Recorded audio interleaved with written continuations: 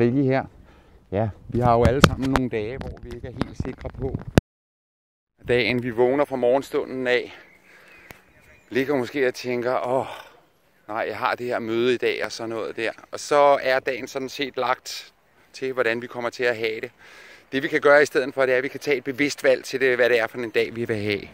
Tag et bevidst valg, når du vågner op. Gør det første, du gør. Smil. Smil til verden. Vær glad over, at du er i live. Vær glad over det her liv, du har fået forærende. Stræk din krop og mærk på den. Mærk alle de der ting, der gør lidt ondt og er lidt stive. Lev med det. Stå op i stedet for at tage en kop kaffe og en smøg. Tag et stort glas vand. Tag og lav lidt strækøvelser. Få kroppen i gang.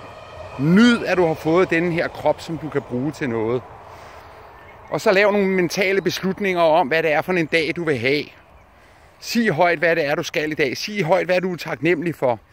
Jeg er taknemmelig for mit job. Jeg er taknemmelig for min kone. Jeg er taknemmelig for, at Gud han har givet mig det her liv. Jeg er taknemmelig for den verden, som jeg får lov til at være i, når det her det foregår. Alle de her ting, der er så meget, vi kan være taknemmelige for.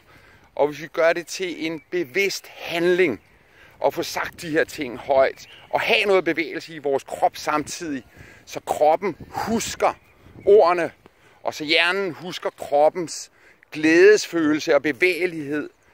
Når det er, at vi går i gang med vores ting, så bliver vores dag meget mere overkommelig. Gør det. Gør det hver morgen. Gør det til en vane. Du vil elske det. Ha' en god dag.